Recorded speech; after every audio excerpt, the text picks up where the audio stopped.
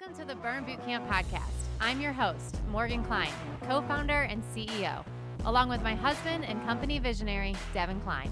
And together, with our amazing team, we are going to help you push past your limits, not just physically in our gyms, but right here, mentally, emotionally, and spiritually on the Burn Bootcamp podcast. Together, we will take on challenges and break through barriers to transform into the best possible version of ourselves.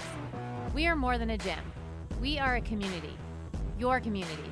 Let's go, Burn Nation.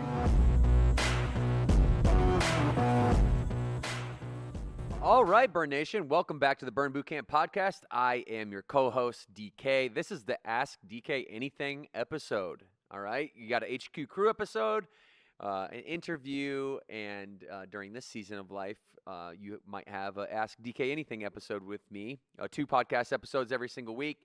And in this segment, it is exactly what it sounds like. I've got 4 questions that we have grabbed from our grab bag of audience questions. These come from members and franchise partners today. We have Laura from Lake Norman, Burn Bootcamp, who asked, will you ever invest into barbells at Burn Bootcamp? We're going to answer that one. Number 2, Lee from Holman, Wisconsin, who is a member and a Burn ambassador, asks, why is it best to vary meals? Does your body get used to the foods, and then does your body stop responding to those foods? Number 3 is from Jeremy, Myrtle Beach, South Carolina. All right, and Jeremy asks, what's your biggest financial lesson as a fitness entrepreneur? Shout out to David and Carissa Barr, and a new addition to their ownership group, Richard Leonard, Myrtle Beach, South Carolina. I'll go ahead and answer that one for Jeremy. And we have Katie Beth from Wilton, Connecticut. She asks, what is the difference between motivation and discipline, and how do you develop them both? Coming out of Emma Hollowell's gym out of Wilton, Connecticut. Okay, so I appreciate those questions, everybody. If you have a question that you'd like to ask, go ahead to podcast@burnbootcamp.com. And you know what?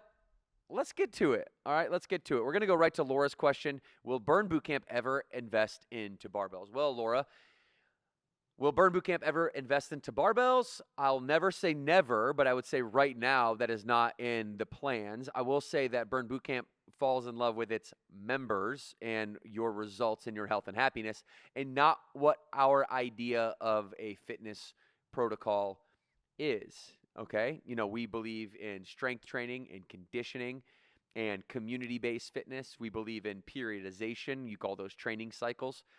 And we do believe in the science-based kind of nature of what we do. Okay, and then you have the other side of it where it's the more communal nature of what we do. Okay, and it's how are we taking periodization, these boring training techniques, and how are we bringing them together? And more importantly, how are we doing that together with our people in a community? And the key word that kind of dispels barbells for 3 reasons really at this point in time. Number 1 is because they need a spotter. Number 2 is because there is just not enough space. And number 3 is because barbells tend to fix the hip tilt of individuals, and it would be kind of in that order too, right? So yeah, space, thinking about having a bunch of squat racks in the gym, we don't have the space for that in order to continue to do what we're doing. But what's the real outcome is to get heavier weights on top of our members, okay? And so I walked into the Las Vegas gym, and I'm trying to do deadlifts in the gym, all right? But I got 3 ladies who are all using the hundreds, and they're rotating in and out of the hundreds. They're the 3 strongest women in the room. They probably could have been up to 125s if we had 125s, and this was my early warning sign of, hey, we need to get bigger weights in the gym. So we went right back to our vendors. We have them now producing heavier dumbbells. So first we're going to get us heavier dumbbells, and then we're going to figure out how to get heavier load into a back squat. And I think that might be why barbells might be an option for you, Laura, is because you can load up with more barbells, but then you need a spotter for that to go too heavy. And so what we want to do is not require a spotter, not take up any extra space, but also increase the load to the amount of resistance that you need in order to do, our real heavy, like 8 rep max type challenge, 5 to 8 rep max type challenges when we're in that muscular strength phase. So thanks to the beast mode women in Las Vegas, who were all deadlifting 100s and rotating on them to reinforce your question, Laura, of will Burn get barbells, aka heavier weight. So heavier weight's on its way, and now how to get more resistance up on our back. We're still trying to figure that one out internally right now, but more will come, and we'll keep you updated. So great question. Remember podcast at burnbootcamp.com, y'all, if y'all want to ask your question to get on the show. Number 2, Lee is a Burn ambassador and a member at Burn Bootcamp Holman, in which I visited Holman and their amazing crew of people there. What is the best way to vary your meals? Does your body get used to these foods, and does your body kind of stop responding to those foods? Okay? Well, let me go right at this one, okay? Okay, Lee, so is it best to vary meals? My answer to that is going to be no. It is not best to vary meals. Your body likes predictable food choices. It likes you to eat the same foods over and over and over for metabolic efficiency. You tend to understand what metabolic efficiency might mean or feel like if you had eaten really clean for maybe like 6 days to 14 days in a row, and then you have that one meal and it sits in your stomach like a rock. Yeah, that's because you had introduced something to your body that wasn't used to breaking down or burning. Kind of similar metaphorically to a car. If you give a car over and over and over, if you're giving it, the exact fuel that it needs, it's going to learn how to use that fuel. It's going to run very efficiently on that fuel. And then if you switch it up and you give it some fuel that won't destroy the car but could still make the car run, it will run clunky, right? It'll run clunky for that period of time in which it takes to get the old fuel out and the new fuel in. And so we're creating metabolic efficiency by choosing the same foods every day. And does your body get used to these foods? Yes, it does. And it won't stop responding to the foods. Now, here's where I think this question comes from, Lee, and you DM me back and tell me if I'm wrong. You're asking about, is it best to vary meals? Does your body get used to these foods, and does your body stop responding to these foods because you might be in a place in which your results have slowed down? Who's experienced that in the room? Okay, who's experienced that, right? Where you see yourself going, you got a ton of runway, trajectory, momentum, and then all of a sudden, all these things you're doing, they're working really well. You got some hockey stick growth, and then boom, you plateau out. You either get slowed growth or you get leveled off growth. Who's experienced that before? I know you have, okay? So is that because the foods that you're eating aren't the foods you should be eating? Maybe. The exercise intensity you're exercising at isn't the right intensity? Maybe. We don't know, but here's what I do know. It's never a plateau. There's no such thing in fitness and health as a plateau. You're either going forward or you're going backward. There's no such thing as staying stagnant. Here's what I know. If you use the word plateau, that's just a poor word choice for what you really should be saying, which is, I've leveled off my results due to my inability to make the correct adjustment. Notice I didn't say your willingness to make adjustments. I said your inability to identify and make the correct adjustment. There's a very different perspective when you're looking at it through that lens. One lens might say, hey, you're not trying very hard. The other one says, I'm trying. I'm trying very enthusiastically. I'm just going in the wrong direction. Okay? Rises on the east, sets in the west. If we go east looking for a sunset, we're going to be running there really fast, really enthusiastically, but we're going to be out of breath and we're going to be disappointed when we get there because the sun doesn't set on the east. Follow what I'm saying? So it doesn't matter how much activity and energy and effort you put towards something. It's like you can easily mistake movement for progress if you didn't have the right adjustment. So it's not that you plateau. Y'all know that I'm huge in terms of word choice, language patterns. What does that mean? Well, that means I'm a fan of being self-aware around the words and the sentences and the phrases that we choose, because I have a feeling and philosophy that a lot of the maximized quality of life that we want that we're not getting lies in the way we speak to ourselves, right? So if you use the word plateau, then damn well have fun on your plateau. Just have fun on it. You want to be on it. You're using it. You're going to, If you're on a plateau, what's a plateau? It's a mesa. It's flat. It doesn't go, it's flat. So you can't be on a plateau. What we have to do is be in a position in which we are going backwards, right? You're not staying still. If you're plateaued and you think you're just going backwards, the only way you start going forward and getting that forward momentum is the ability for you to make your own adjustments. Let me give you one example of this because I think it will add some clarity to what I'm saying. Let's just take an expert at anything. I'm a big basketball fan. Let's take Stephen Curry, for example. Okay, Steph Curry, the greatest shooter of all time, okay? The greatest shooter of all time.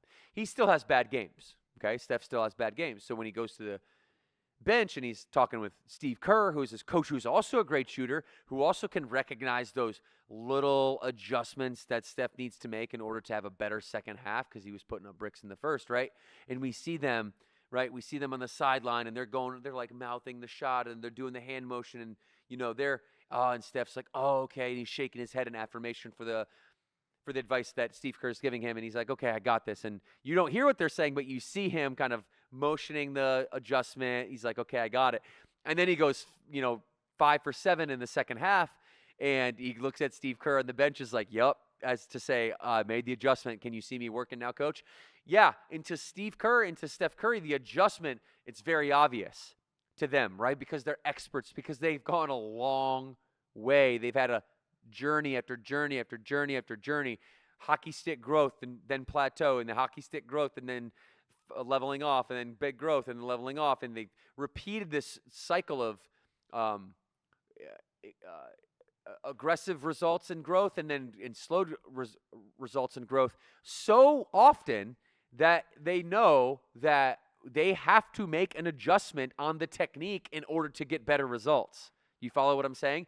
So for some of you, the adjustments are obvious. You're eating too much sugar. You should go from eating 125 grams of sugar down to 25. For some of you that are further along in the journey, like Steph Curry in his journey, the distinctions aren't so obvious. The plateaus aren't so obvious. What to do, the correct adjustment to make isn't so obvious. So a lot of us stay in these places for a long time, and then we're in a plateau. We're trying everything, and we're just not getting any progress. You're not trying everything. You've tried all the things that don't work so far. Okay, so what we need to do is get you into a strategy that works. Okay? So what is that? I don't know. But ask the right question, you'll get the right answer.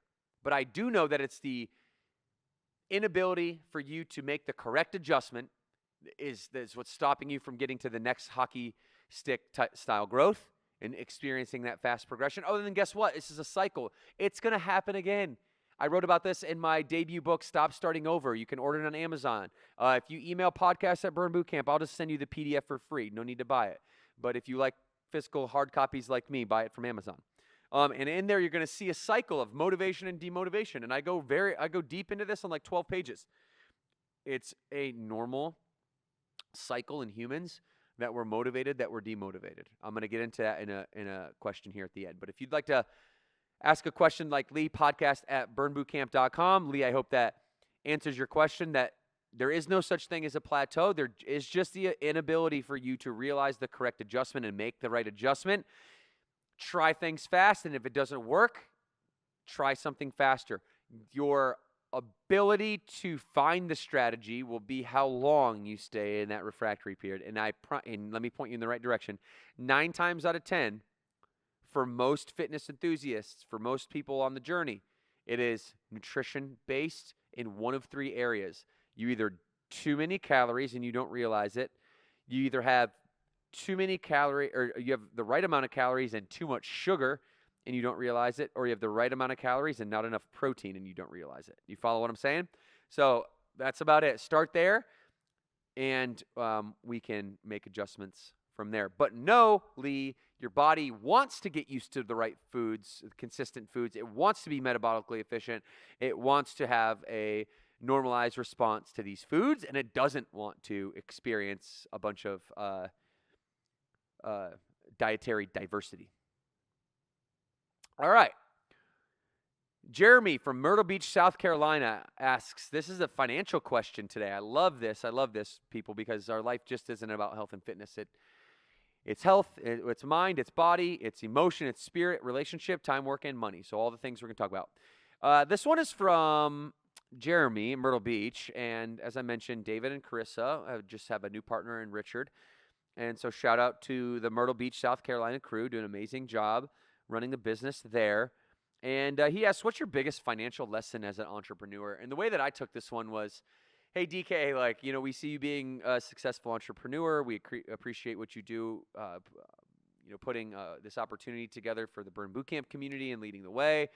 But it's a pretty successful thing. So where are the failures? Because we know that they're there. We know that you've failed a bunch of times. And I failed more times than anybody knows outside of Morgan. She's the only person that can really know all of the failures, ins and outs, the millions and millions and millions upon millions of failures, of dollars of failures that we've accrued.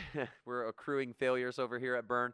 Listen, if you're somebody who is into entrepreneurship, or you have career aspirations and you're an entrepreneur and you want to lead your company that you're a part of one day, or you want to be a bigger part of your company one day, well, I'll tell you what, playing it safe is the slowest way to get there. As somebody that is constantly promoting and helping other people, coach and mentor other people on how to promote other people, I'll tell you this. Here's what I know, is that your attitude, your effort, and your belief, and the cumulative results that gets for any organization or any marketplace, because whether you're an entrepreneur or somebody in an organization, the only difference is you're choosing what marketplace you serve. That's the only difference. And I'll tell you right now, if we are problem based and we're not solution based, okay, you're never going to have an opportunity to even be a failure. And so your number one goal, at least at the gate as an entrepreneur, is to be a failure as fast as you can, and to be solution oriented and fix those failures as fast as possible. Now, if that scares you, then you might not have an entrepreneur's mindset, and you might be more comfortable inside of an organization with an entrepreneurial attitude, or I'd call that like an intrapreneur. And so, so I'll tell you, with that being said, I've had the mindset of going out there and creating as much activity and as many failures as we can, because I knew that the failures were going to be largely correlated with the successes. And so I'll give you an example to bring this to life. In our company-owned gym, or we call it our HQ gym program, we've always opened gyms. We've had up to 18, Morgan, myself, in various, maybe some various partnerships in there. But we've had up to 18. We currently hold 9 as of now today. And, my biggest financial lesson that I've learned probably comes within running one of those gyms, because it was a hurt financially in the moment, but also it taught me a lesson that was worth far more than the hurt in the moment. And so, anybody that's running a business out there, you're going to have these failures. And like I said, if you're trying not to fail, then you're probably not going to be a successful entrepreneur. And so you've got to have really 3 things from my lens in order to get a business off the ground and running. You have to have a great team. You have to have processes for that team, and you have to have accountability for that team. So a great team with great processes and great accountability for the team and the processes. That's as simple as that sounds, and as back of the, kind of elementary back of the napkin that is.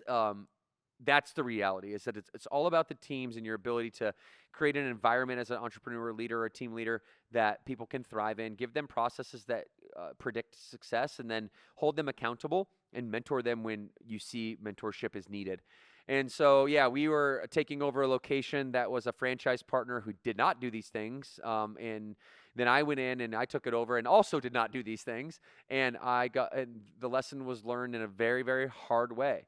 I lost upwards of $500,000 on a gym that we had a lot of prospects for. We were very excited about it. It was in a great spot with a great parking lot that are hard to come by in these kind of urban type spots. And we were in Nashville, down kind of in the thick of things, and we were really excited about having this urban community. And it was just, we had the team that was already there. I inherited that team. I inherited the processes. At the time, it was like, I was in my own head. I was probably a little naive. Everything up until this point that I had touched so far had worked pretty well. And, I hadn't been really, I hadn't put myself in a position to have a big failure yet. And this one sticks out to me because it was the first big failure where I was like, um, maybe we need to think harder about how we go and we take over gyms and how we turn them around, because we did not turn this one around. We actually drove it further into the ground, and didn't do the things that I would preach today for my franchise partners to do, which was go in and get the team right, get the process right, and have some accountability. And we didn't do that. And we ended up losing, upwards of $500,000, and that hurt real bad. And it sucked in the moment, but we didn't dwell. I didn't dwell. It hurt me financially. I could not afford it at the time. It was a time in the business where, if you know anything about franchising, it's a royalty-based structure, and our franchise partners and I have a relationship in which we do everything under and within our power to support them, and our relationship is a royalty-based relationship. And I didn't do what I asked them to do. When I say, hey, if you guys want to if you want to maximize your opportunity here, and follow the playbook, which is why you pay the royalties, is to follow the playbook, then, you should invest. And we didn't do that. We didn't go in and follow our own playbook. So practicing what you preach was a part of this. Being too big for your own britches was a part of this story. If you ever acquire a business and you don't go in and really, like, with a very detailed eye scrutiny, like, don't say yes before you've ever seen the books type deal. And that was a big loss for us. But ultimately, what it taught me was to run the playbook that we're making, to lean into that we shouldn't be taking over gyms that are left to their own devices. Like, if we're gonna help out the system and maybe buy a gym and for somebody that wants to exit, or take over a gym and somebody's relayed to us that they no longer desire to be active part of the business, then we need to be able to go in and do that, but we need to do that on a playbook. And so that's probably our biggest failure in terms of what we could have controlled, was a big $500,000 loss on a single unit. And that one was pretty painful, but not painful enough to not chase after more failures, because that's what this game is all about. And I could tell you about tens of millions of dollars of other failures along the way, but that one seems to stick out. And hopefully you guys picked up something on that you could take with you on your journey. The final question is Katie Beth from Wilton, Connecticut. She asks, what's the difference between motivation and discipline, and how do you develop both? And I really love this question. And shout out to Emma Hallowell from Wilton, Connecticut, our franchise partner there, for providing an environment in which Katie is able to, ask these questions. A very intelligent question, actually, and the reason is because she's discerning between motivation and discipline. Like, she knows that there's a difference between those things, and maybe this is a good metaphor for you, Katie. To me, the difference between motivation and discipline is the following. Motivation is like clothes. Like, clothes get dirty, and then you need new clothes. Right? Motivation sticks in the same way that clothes stick. That, you don't just wear the same, pair of clothes over and over and over and over and over and over, right? You get fresh new clothes on, you get out of the shower, feels good, you're feeling fresh, you're looking so clean. Hopefully it's not 48 hours for some of you scrubs out there before you go shower again, but 24 to 48 hours later, you're stinky and you got to shower and you put new clothes on and you get that feeling all over again. And so life is like a microcosm of life. I think it's a really good metaphor for motivation. Now, discipline is like the book you read, right? Discipline is it's like, hey, once you read a book, you've got that book that is in you now. It's a part of you. You have the knowledge, you have the discipline. Where motivation, you might get some habits that come out of, or some routines maybe that come out of motivation. But with discipline, you get rituals. Rituals stick.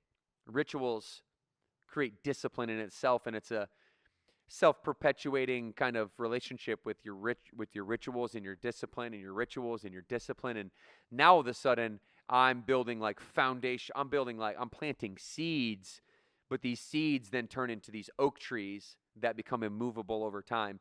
And so the difference with, and I think you need both, right? You need discipline, right? You need the books, but you also need to like be clean and have hygiene and feel good. And, so yeah, you need discipline, you need motivation. Motivation is fleeting. Discipline is more concrete. Motivation is not who you are, it's what you need. Discipline is who you are. You might need it, but it's more who you are. Like, are you a disciplined person or not? So, Katie Beth, motivation comes and goes. Discipline's here to stay. Hopefully, it's a cycle that can perpetuate positively for you. We all go through it. And it's important to recognize when you're in it, when you need motivation, when you have the dirty clothes on, and when you need discipline, okay? And not mistaking the two. And thank you guys for showing up and listening to Ask Devan Anything today. Today's show was only made possible by your questions. So go to podcast@burnbootcamp.com and your email, shoot Chelsea an email with your question. If you'd like to shoot a transformation story over at podcast@burnbootcamp.com, we feature those on the HQ Crew episodes. And we know that you could be anywhere in the world, but you're here with us. We appreciate you guys. We love you, and we always promise to provide an opportunity for you to get the truth, clear through the clutter in this journey called the health and fitness transformation. All right, y'all? 2 claps on 2. 1, 2.